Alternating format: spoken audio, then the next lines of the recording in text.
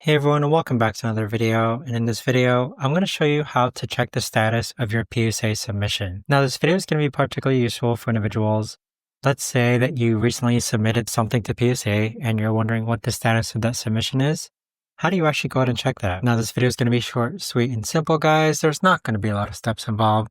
So in order to do this, what you're first going to do is log onto your PSA account. Then in the upper right-hand corner, you want to go ahead and click on Orders. Now, once you click on Orders, you should see the order that you submitted and the status of it. Now, if you click on this actual order, you'll be able to actually go ahead and see further details as far as what's the status of your order. Blur out the submission numbers and order numbers, please, Joe. But there you have it, guys. That right there is the best and easiest way that I know of to actually go ahead and check the status of your order on PSA. If you guys know of a better, easier way to actually do this, let me know in the comments down below. I would love to know. Thanks so much for watching, everyone, and I'll see you guys all in the next video.